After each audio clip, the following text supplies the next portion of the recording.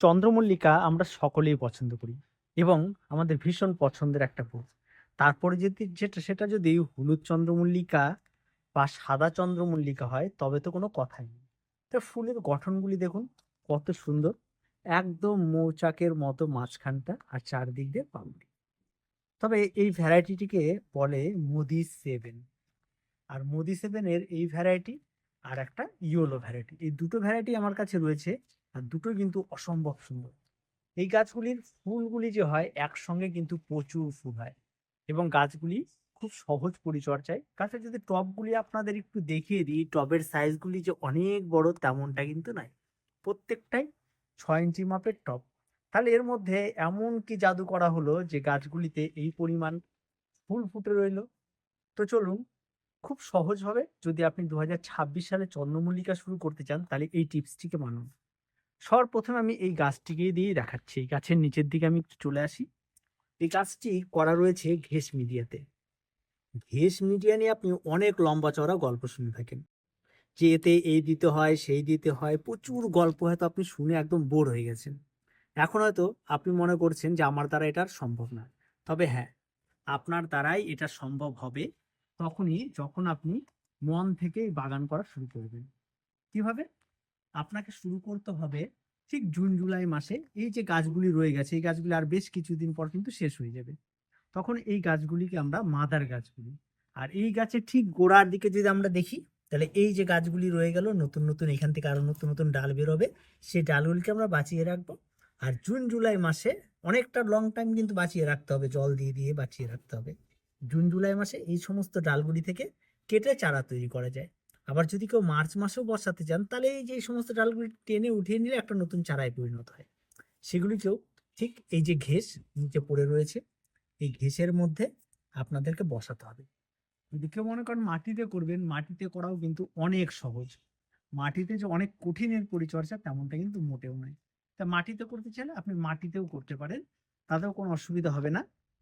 আর মাটিতে করতে চাইলে যে মাটিটা নেবেন 50% মাটি, 30% কম্পোস্ট আর 20% বালি। এই দিয়ে একটা সুন্দর করে একটা মিডিয়া তৈরি করবেন। তৈরি করে এই গাছগুলিকে বসিয়ে দেবেন। সবার প্রথমে 4 ইঞ্চি টব দিয়ে শুরু করবেন। আর যদি চারা তৈরি করতে হয় তাহলে জুন জুলাই মাসে বর্ষার সময় চারা তৈরি করে নেবেন। এই 4 ইঞ্চি মাপের টবে বসিয়ে তারপর তাদেরকে আপনারা যখন শিকড় হবে, একটু বড় হবে, একটু পিঞ্চিং করে দেবেন। এভাবে পিঞ্চিং করতে থাকবেন। আর গাছের গোড়াতে শুধু একটাই খাবার, সেটা হচ্ছে NPK 10-26-26। এই খাবারটি শুধু দিতে থাকবেন আর আপনি পিঞ্চিং করতে থাকবেন। দেখবেন আস্তে আস্তে আপনার গাছ ঝাড় হতে থাকবে। আর যত বেশি ঝাড় হতে থাকবে আপনি তত বেশি পিঞ্চিং করবেন। যখনই দেখবেন দুটো তিনটে করে পাতা বেরিয়ে গেছে তখনই মাথাটিকে ভেঙে দেবেন। আবার যে দেখবেন দুটো তিনটে করে পাতা বেরিয়ে গেছে তখনই মাথাটিকে ভেঙে দেবেন। এই করে করে আপনাকে সম্পূর্ণ চন্দ্রমল্লিকাগুলিকে ঝাড় করতে হবে। তবে এই খাবারের পরিমাণটা কিন্তু যখন আস্তে আস্তে গাছ বড় হবে তখন আপনাকে আস্তে আস্তে করে বাড়িয়ে তুলতে হবে। সবার প্রথমে শুরু করতে হবে 1 লিটার জল 2 গ্রাম খাবার। এটার প্রত্যেকটা গাছের জন্য 200 ml করে প্রত্যেকটা চারাতে ব্যবহার করতে হবে। তারপরে যখন গাছগুলি মোটামুটিভাবে বড় হয়ে যাবে, 10-15টা করে ডাল বেরিয়ে যাবে, সেই সময় কিন্তু খাবারের পরিমাণটা আবার ওই 1 লিটার জলে 4 গ্রাম হবে। 4 গ্রাম দিয়ে দিয়ে আবার চলতে থাকবে। তার মাঝখানে কিন্তু আরেকটা খেলা রয়ে গেছে, সেটা হচ্ছে ওই ছোট টব থেকে এই বড় টবে মাঝখানে একবার আপনাকে রিপোর্ট করে দিতে হবে। আর এই বড় পটে যখন চলে আসবে তখন গাছে 1 লিটারে 5 গ্রাম করে খাবার দিতে হবে।